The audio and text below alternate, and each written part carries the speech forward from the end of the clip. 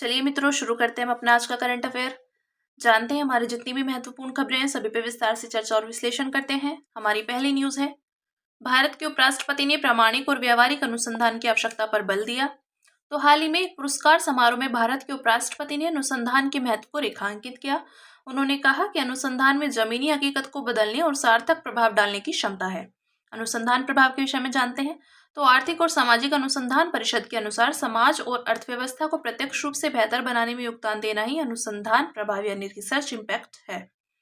इसका प्रभाव तात्कालिक या दीर्घकालिक हो सकता है।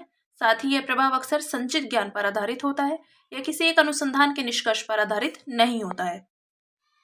इसमें निम्नलिखित दो तत्व शामिल है। पहला है रीच एंड सेकंड महत्व यानी सिग्निफिकेंस। तो रीच यानी अनुसंधान से लाभ प्राप्त करने वालों की संख्या या विविधता होती है, ठीक है। और सिग्निफिकेंस यानी अनुसंधान का लाभ उठाने वालों के लिए इसका प्रभाव कितना उपयोगी रहा है, ठीक है। अनुसंधान के प्रभाव जानते हैं तो शिक्षा पर प्रभाव, इसमें प्राय सभी शैक्षणिक विषयों पर और विषयों के भीतर अनुसंधान के प्रत्यक्ष योगदान शामिल है। शिक्षा जगत के बाहर या सामाजिक आर्थिक प्रभाव, तो निम्नलिखित अलग अलग क्षेत्रों को लाभ पहुंचाकर समाज और अर्थव्यवस्था में योगदान। सांस्कृतिक, जनजातीय मूल्यों और रीति रिवाजों की विशिष्टता पर अनुसंधान से जनजातियों की प्रथाओं को संरक्षित करने में मदद मिलती है। आर्थिक असमानता और समृद्धि पर अनुसंधान से सरकार को बेहतर राजकोषीय नीतियां बनाने में मदद मिलती है। पर्यावरण पर प्रभाव, तो रेफ्रिजरेशन में उपयोग होने वाले हाइड्रोफ्लोरोकार्बन पर अनुसंधान ने इसके ग्लोबल वार्मिंग प्रभाव को उजागर किया है। स्वास्थ्य पर प्रभाव, तो जीनोम इंडिया परियोजना के तहत 10,000 जीनोमों का अध्ययन किया जा रहा है। इससे रोगों की पहचान में मदद मिलेगी। राजनीतिक प्रभाव, तो मतदान संबंधी व्यवहार पर अनुसंधान से उम्मीदवारों को चुनावी रणनीतियां बनाने में मदद मिलती है। और प्रौद्योगिकी संबंधी प्रभाव, तो नैनो प्रौद्योगिकी और क्वांटम प्रौद्योगिकी पर अनुसंधान ने सेमीकंडक्टर के क्षेत्र में क्रांति ला दी है। एक बार जानते हैं अनुसंधान के प्रभाव को बढ़ाने हेतु उपायों के विषय में। तो सरकार सभी संस्थानों में अनुसंधान हेतु समान वित्त पोषण उपलब्ध कराना चाहिए और इनोवेशन को बढ़ावा देना चाहिए। उद्योग की बात करें तो कॉर्पोरेट सोशल रिस्पॉन्सिबिलिटी पहल के माध्यम से अनुसंधान एवं विकास पर व्यय को बढ़ाना चाहिए और शैक्षणिक संस्थानों के साथ संपर्क को मजबूत करना चाहिए। शैक्षणिक जगत, तो अनुसंधान को प्रोत्साहित करने के साथ साथ गुणवत्ता वाले शोधों हेतु अनुदान बढ़ाने और शैक्षणिक कार्यक्रमों में बहुविषयी परियोजनाओं को शामिल करने पर जोर देना चाहिए। बात करते हैं भारत में अनुसंधान प्रणाली में सुधार हेतु शुरू की गई पहले, तो वन नेशन वन सब्सक्रिप्शन यानी इस योजना की शुरुआत पात्र छात्रों, शिक्षकों, शोधकर्ताओं और वैज्ञानिकों को उच्च गुणवत्ता वाले अंतर्राष्ट्रीय शोध आर्टिकल्स और जर्नल्स उपलब्ध कराने के लिए की गई है। विज्ञान धारा, तो यह भारत सरकार के विज्ञान और प्रौद्योगिकी विभाग की एक पहल है। शैक्षणिक एवं अनुसंधान सहयोग संवर्धन योजना, तो इसका उद्देश्य भारत के उच्चतर शिक्षण संस्थानों में अनुसंधान इकोसिस्टम्स में सुधार करना है। और impacting research innovation and technology यानी इम्प्रिंट, इस पहल का उद्देश्य इंजीनियरिंग की सबसे प्रासंगिक चुनौतियों का समाधान प्रदान करो और ज्ञान को उपयोगी तकनीक में बदलना है, ठीक। अब जानते हैं भारत आधिकारिक सांख्यिकी के लिए बिग डेटा और डेटा साइंस पर संयुक्त राष्ट्र विशेषज्ञ समिति में शामिल हुआ। तो यह कदम सांख्यिकी आधारित आंकड़ों की प्राप्ति में क्रांति लाने तथा डेटा व प्रौद्योगिकी का उपयोग करके तथ्य एवं आंकड़ों पर आधारित निर्णय लेने की भारत की प्रतिबद्धता को दर्शाता है।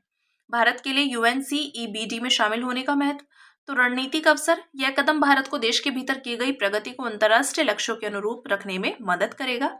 इसके अलावा यह विश्व की सर्वोत्तम पद्धतियों से सीखने का अवसर भी प्रदान करेगा। सांख्यिकी आधारित आंकड़ों को सुव्यवस्थित करना, तो इससे डेटा प्राप्ति, प्रोसेसिंग और विश्लेषण में इनोवेशन को बढ़ावा मिलेगा। निर्णय लेने में सुधार, इससे नीति निर्माताओं को रियल टाइम जानकारी प्राप्त हो सकेगी जिससे वे साक्ष्य आधारित निर्णय ले सकेंगे। इससे बड़ी सामाजिक आर्थिक चुनौतियों का समाधान करने में मदद मिलेगी।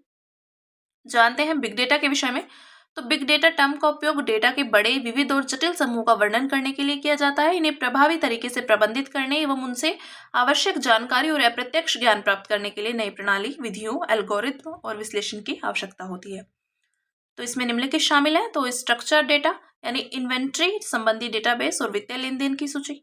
अनस्ट्रक्चर्ड डेटा, तो सोशल मीडिया पर अपलोड की गई पोस्ट या वीडियो।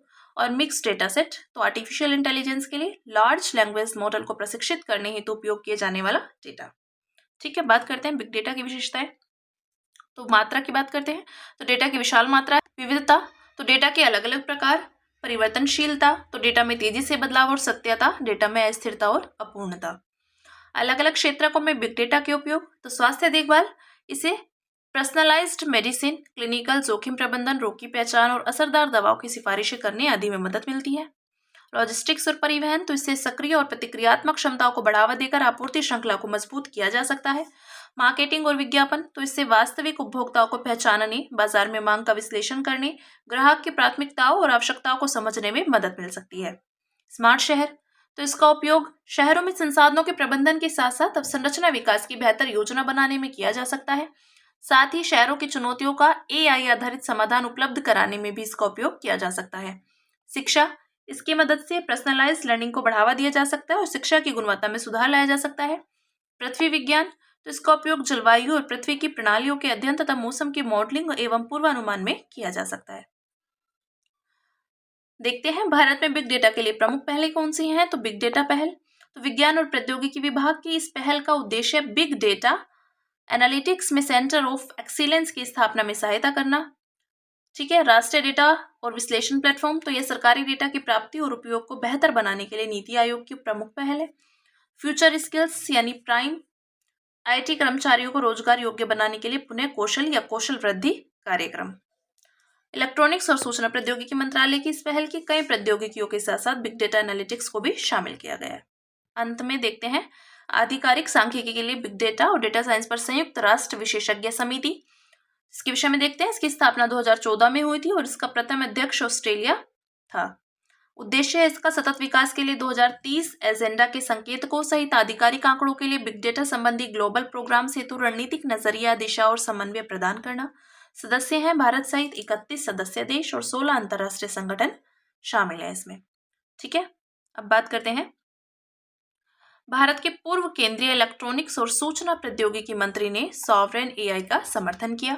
तो पूर्व केंद्रीय मंत्री ने भारत के लिए अपनी सॉवरेन AI रणनीति बनाने की आवश्यकता को रेखांकित किया। उन्होंने कहा कि आर्थिक हितों और राष्ट्रीय सुरक्षा पर AI के प्रभावों के मद्देनजर देश में ही AI की क्षमताओं को विकसित, नियंत्रित और उपयोग किया जाना चाहिए।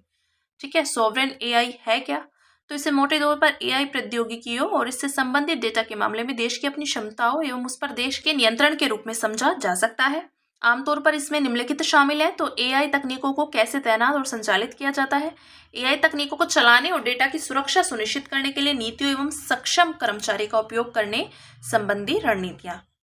भारत के लिए प्रस्तावित AI रणनीति, तो government AI plus private AI is equal to sovereign AI। Government AI का आशय गवर्नेंस हेतु AI प्रौद्योगिकियों के उपयोग से है, जैसे सार्वजनिक सेवाओं को जनता तक पहुंचाने में। गवर्नमेंट AI को मौजूदा डिजिटल पब्लिक इंफ्रास्ट्रक्चर के आधार पर विकसित कर लागू किया जा सकता है। डिजिटल पब्लिक इंफ्रास्ट्रक्चर में डिजिटल भुगतान, बीमा, स्वास्थ्य देखभाल, शिक्षा, कौशल विकास आदि शामिल है। इन DPIS के पास विशाल डेटा भंडार है। इस विशाल डेटा भंडार का उपयोग AI मॉडल को प्रशिक्षित करने के लिए सहमति प्राप्त व्यक्तिगत डेटा या गैर व्यक्तिगत प्रशिक्षण डेटा के रूप में किया जा सकता है। ठीक है। अब बात करते हैं भारत के लिए सॉवरेन AI का महत्व। तो रणनीतिक बात करें तो भारत दोबारा अपनी AI क्षमताओं का विकास बढ़ती वैश्विक प्रतिस्पर्धा के बीच देश के आर्थिक हितों की सुरक्षा कर सकता है। इसके अलावा ये अन्य देशों द्वारा AI प्रौद्योगिकी देने से मना करने या AI के रणनीतिक हथियार के रूप में उपयोग करने जैसे खतरों से बचाने में मदद करेगा। आर्थिक, तो इससे भारतीय इनोवेटर्स और उद्यमियों को बिग टेक मॉडल्स एवं प्लेटफॉर्म्स के साथ प्रतिस्पर्धा करने का अवसर मिलेगा। अंत में बात करते हैं सॉवरेन AI के लिए भारत की पहले। तो इंडिया AI मिशन, इसे 2024 में केंद्र सरकार द्वारा शुरू किया गया था। इसका उद्देश्य AI संबंधी स्टार्टअप्स को सशक्त बनाना और उनके लिए कंप्यूटर इंफ्रास्ट्रक्चर की उपलब्धता को बढ़ाना है। निजी क्षेत्र द्वारा उठाए गए कदम, तो टाटा समूह ने अत्याधुनिक AI सुपर कंप्यूटर का निर्माण करने हेतु NVIDIA के साथ साझेदारी की है। इसका उद्देश्य इंफ्रास्ट्रक्चर एज ए सर्विस और प्लेटफॉर्म फॉर AI सर्विसेज जैसी सुविधाएं उपलब्ध कराना है। रिलायंस इंडस्ट्रीज ने जेन AI के लिए मूलभूत लार्ज लैंग्वेज मॉडल LLM विकसित करने और उसे भारत की विविध भाषाओं में प्रशिक्षण देने के लिए NVIDIA के साथ साझेदारी की है। ठीक है। अब बात करते हैं अगली न्यूज की, जो है भारत के G20 शेरपा ने भारत को सनराइज क्षेत्र में ग्लोबल चैंपियन बनाने की आवश्यकता का उल्लेख किया। तो भारत के G20 शेरपा ने भारत क्लाइमेट फोरम 2025 को संबोधित करते हुए कहा कि भारत को सनराइज क्षेत्र में ग्लोबल चैंपियन बनने की आवश्यकता है। उनके अनुसार 2047 तक विकसित राष्ट्र बनने और 32 ट्रिलियन अमेरिकी डॉलर की अर्थव्यवस्था बनने के भारत के लक्ष्य को प्राप्त करने की दिशा में ये क्षेत्र अहम भूमिका निभाएंगे। सनराइज क्षेत्र क्या है? तो सनराइज इंडस्ट्री ऐसे क्षेत्र के लिए इस्तेमाल की जाने वाली टर्म है जो आर्थिक विकास के शुरुआती चरण में है और तीव्र समृद्धि प्राप्त करने के लिए तैयार है। आमतौर पर ऐसे उद्योगों की समृद्धि दर उच्च होती है। इन उद्योगों में स्टार्टअप्स कंपनियों की संख्या अधिक होती है।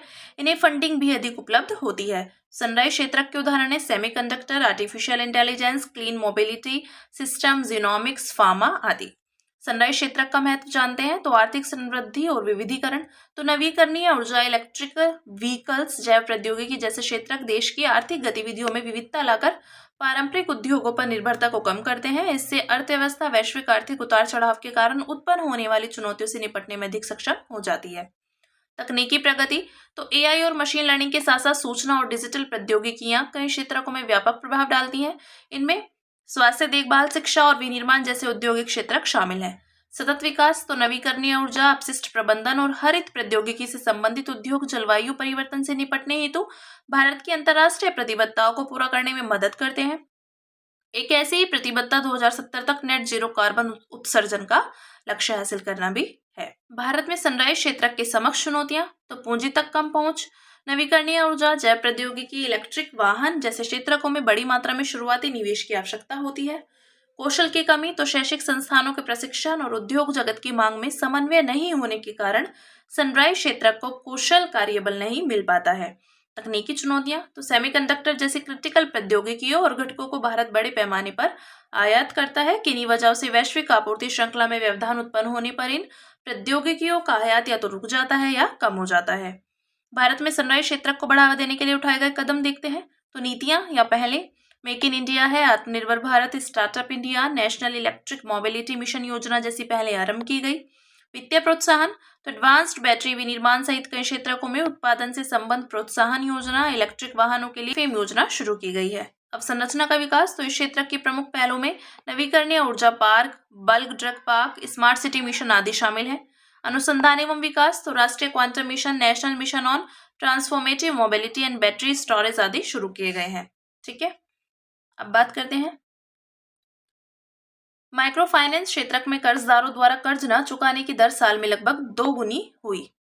तो क्रेडिट इंफॉर्मेशन ब्यूरो की एक हालिया रिपोर्ट CRIF हाई मार्क के अनुसार माइक्रो फाइनेंस क्षेत्र में कर्जदारों द्वारा कर्ज न चुकाने की दर में काफी वृद्धि दर्ज हुई है। गौरतलब है कि इसी अवधि में भारत में बैंकिंग क्षेत्र की गैर निष्पादित परिसंपत्ति में समग्र गिरावट दर्ज की गई।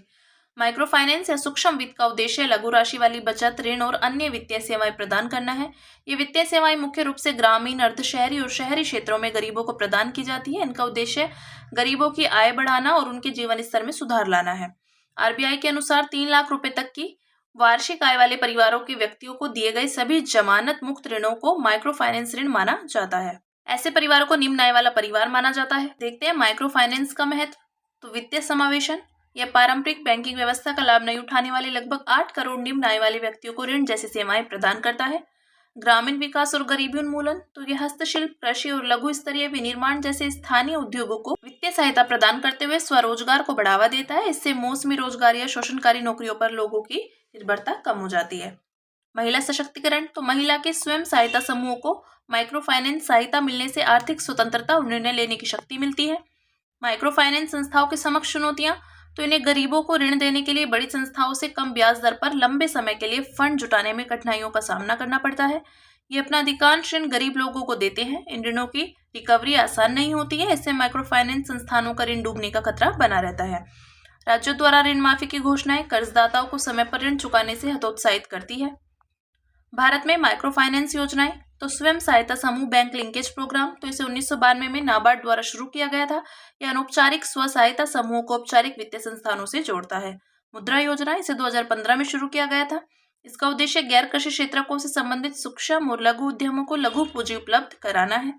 सूक्ष्म एवं लघु उद्यमों के लिए क्रेडिट गारंटी निधि योजना, तो इसका उद्देश्य सूक्ष्म एवं लघु उद्यमों को जमानत मुक्त ऋण उपलब्ध कराना है। ठीक है, अब देखते हैं सुप्रीम कोर्ट के अनुसार न्याय तक पहुंच का अधिकार निरपेक्ष नहीं है।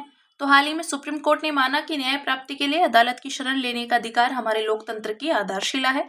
हालांकि यह अधिकार निरपेक्ष नहीं है, इसलिए इस अधिकार का प्रयोग जिम्मेदारी से किया जाना चाहिए। इसी आधार पर सुप्रीम कोर्ट ने याचिकाकर्ता द्वारा कई निराधार मुकदमे दायर करने के लिए जुर्माना लगाया और कहा कि ऐसे मुकदमे न्यायिक व्यवस्था पर बोझ बढ़ाते हैं। निराधार मुकदमे ये ऐसे मुकदमे होते हैं जिनमें कानून या तथ्य के मामले में कोई तर्कपूर्ण आधार नहीं होता है। इनका उद्देश्य किसी को परेशान करना अथवा न्यायिक प्रक्रिया में देरी या व्यवधान उत्पन्न करना होता है। गौरतलब है कि सुप्रीम कोर्ट ने इस मुद्दे को सुब्रत रॉय सहारा बनाम भारत संघ 2014, दलीप सिंह बनाम उत्तर प्रदेश राज्य 2010 और केसी थारकन बनाम भारतीय स्टेट बैंक और अन्य 2023 जैसे मामलों में उठाया था। न्याय तक पहुंच का अधिकार के विषय में देखते हैं तो यह विधि के शासन का एक बुनियादी सिद्धांत है। यह सिद्धांत पीड़ित लोगों को औपचारिक या अनौपचारिक न्यायिक संस्थानों के माध्यम से अपनी शिकायतों का समाधान प्राप्त करने में सक्षम बनाता है। सुप्रीम कोर्ट ने अनीता कुशवाहा बनाम पुष्पा सूदन 2016 मामले में निर्णय दिया था कि न्याय तक पहुंच का अधिकार अनुच्छेद 14 के तहत समानता का अधिकार और अनुच्छेद 21 के तहत प्राण और दैहिक स्वतंत्रता का अधिकार के तहत एक मौलिक अधिकार है। न्याय तक पहुंच के अधिकार से संबंधित अन्य प्रावधान, संवैधानिक प्रावधान देखते हैं। पहले तो संविधान की प्रस्तावना में सामाजिक, आर्थिक और राजनीतिक न्याय का उल्लेख है। राज्य की नीति के निदेशक तत्व में अनुच्छेद 39 के तहत राज्य को समाज के गरीब और कमजोर वर्गों को निःशुल्क कानूनी सहायता उपलब्ध कराने का निर्देश दिया गया है। मौलिक अधिकारों के हनन की स्थिति में अनुच्छेद 32 के तहत संवैधानिक उपचार पाने के तरीकों का उल्लेख है। इसी तरह संविधान का अनुच्छेद 226 उच्च न्यायालयों को मौलिक अधिकारों के प्रवर्तन और संरक्षण के लिए रिट जारी करने की शक्ति प्रदान करता है। देखते हैं जनहित याचिका के विषय में, तो इसके तहत लॉकस स्टैंडी के नियम को उदार बनाया गया है। इससे अब केवल प्रभावित व्यक्ति ही नहीं बल्कि जनहित में कार्य करने वाले व्यक्ति या संगठन भी किसी अन्य व्यक्ति के अधिकारों के प्रवर्तन के लिए याचिका दायर कर सकते हैं। वैकल्पिक विवाद निवारण तंत्र, तो यह कम खर्चे में और कम औपचारिक प्रक्रिया द्वारा शिकायत के समाधान का माध्यम है। ठीक है, देखते हैं अंत में न्याय तक पहुंच को सुनिश्चित करने हेतु अनिवार्य घटक कौन से हैं।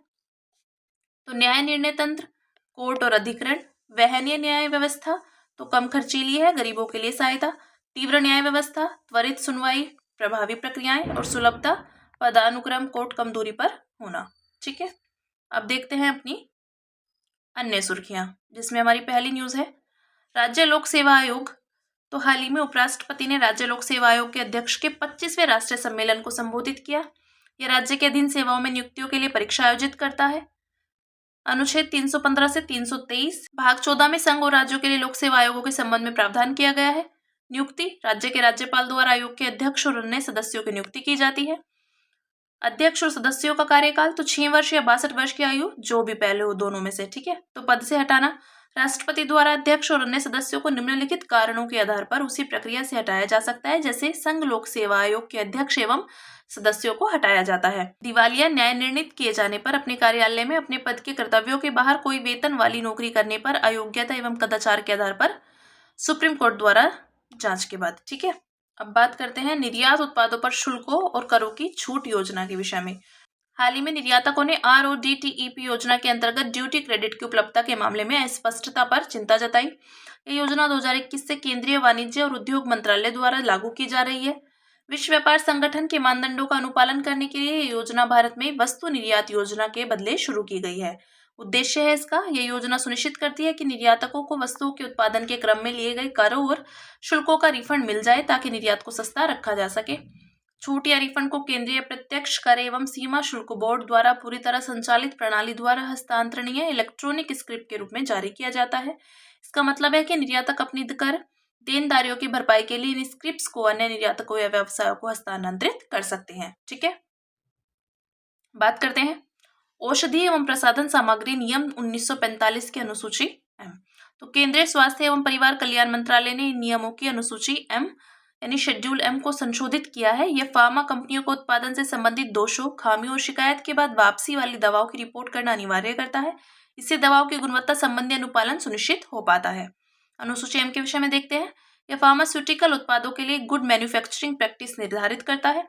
GMPS ऐसे अनिवार्य मानक हैं जो दवा उत्पादन सामग्रियों, विधियों, मशीनों, प्रक्रियाओं आदि पर नियंत्रण के माध्यम से उत्पाद की गुणवत्ता सुनिश्चित करते हैं।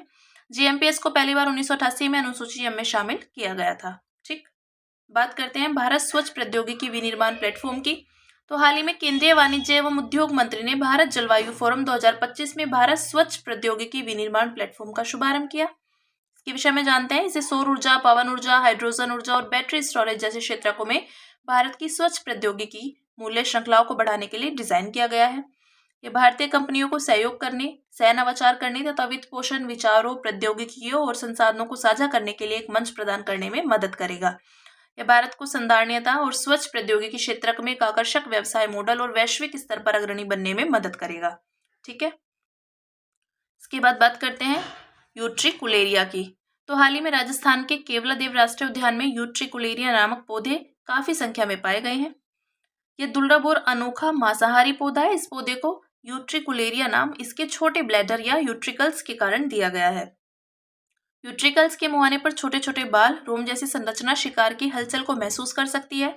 जैसे ही कोई जीव इस रोम जैसी संरचना को स्पर्श करता है तो यूट्रिकल्स का मुहाना खुल जाता है और जीव उसमें फंस जाता है। यह पौधा छोटे जीवों का शिकार करता है। इनमें प्रोटोजोआ, कीट, लावा, मच्छर और यहाँ तक कि टेडपोल भी शामिल है। उपस्थिति यह पौधा झीलों, नदियों और जलभराव वाली आर्द्र मृदा में पाया जाता है। यह जैव विविधता को बढ़ाता है और साथ ही यह छोटे कीटों की संख्या को नियंत्रित रखकर पर्यावरण में संतुलन बनाए रखता है।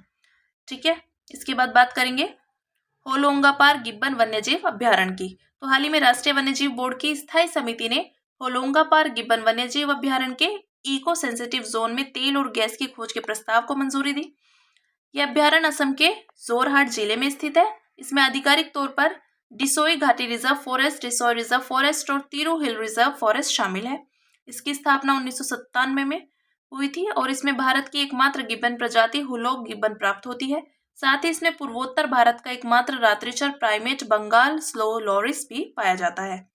यहाँ पाए जाने वाले अन्य नॉन ह्यूमन प्राइमेट्स हैं कैप्ड लंगूर, रिसस मैकाक, अस्मिया मैकाक, पिगटेल्ड मैकाक और स्टम्प टेल्ड मैकाक। ठीक है, अब देखते हैं इंडो बर्मीज पेंगोलिन। तो हाल ही में भारतीय प्राणी सर्वेक्षण के वैज्ञानिकों ने नमूनों के आनुवांशिक विश्लेषण के आधार पर पेंगोलिन की एक नई प्रजाति इंडो बर्मीज पेंगोलिन की खोज की। यह एशियाई पेंगोलिन की एक विशिष्ट वर्गानुवंशिक या फाइलोजेनेटिक्स प्रजाति है। यह प्रजाति मैनिडी फैमिली से संबंधित है।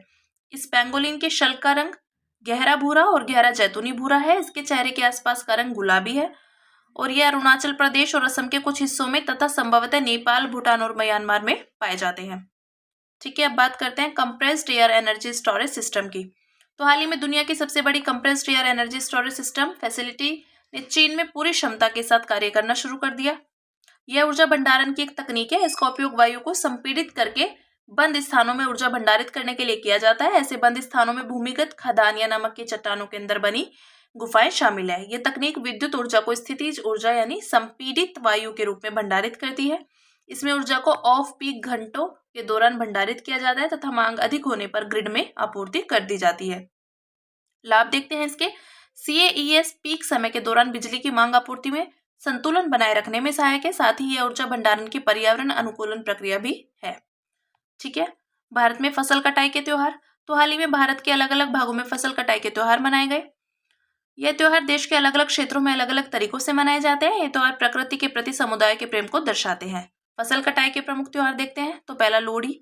यह त्योहार उत्तर भारत में और विशेष रूप से पंजाब में मनाया जाता है। यह सर्दियों के मौसम में समाप्त होने के प्रतीक रूप में मनाया जाता है। मकर संक्रांति तो उत्तर भारत में यह ग्रीष्म ऋतु के आगमन तथा हिंदुओं के लिए 6 माह के शुभ काल को दर्शाता है। यह त्योहार विशेष रूप से सूर्य के उत्तरायण के आरंभ को दर्शाता है। मकर संक्रांति के दिन सूर्य उत्तरी गोलार्ध में प्रवेश करता है, इसलिए इसे उत्तरायण कहा जाता है। पोंगल जो दक्षिण भारत में मनाया जाता है, यह 4 दिवसीय उत्सव है। इसमें सूर्य देव की पूजा की जाती है और यह त्योहार भी सूर्य के उत्तरी गोलार्ध में प्रवेश का प्रतीक है। भोगाली बिहू यह असम में मनाया जाता है। यह त्योहार फसल कटाई के मौसम की समाप्ति का प्रतीक है। ठीक है, अंत में बात करते हैं हाटी जनजाति की। तो हिमाचल प्रदेश में ट्रांसगिरी क्षेत्र की हाटी जनजाति का सबसे बड़ा वार्षिक उत्सव बोड़ा त्योहार शुरू हो गया। इस उत्सव को स्थानीय रूप से माघो को त्योहार भी कहा जाता है। हाटी जनजाति के विषय में देखते हैं। तो संविधान अनुसूचित जनजाति आदेश द्वितीय संशोधन अधिनियम 2023 के तहत हाटी समुदाय को अनुसूचित जनजाति का दर्जा दिया गया है। कस्बों में हाट नामक साप्ताहिक बाजारों के आयोजन के कारण इस जनजाति का नाम हाटी पड़ा। इन छोटे बाजारों में ये अपनी उपज बेचते आए हैं। इस क्षेत्र को ट्रांसगिरी इसलिए कहा जाता है क्योंकि यह गिरी और टोंस नदी के पास अवस्थित है और ये समुदाय उत्तराखंड और हिमाचल प्रदेश राज्यों में निवास करते हैं। ठीक है, तो ये बात की हाटी जनजाति की। तो हमारी आज की जितनी भी महत्वपूर्ण खबरें थी हमने सभी पे विस्तार से चर्चा और विश्लेषण किया है। अब इसी के साथ मिलते हैं कल अपनी नई खबरों के साथ।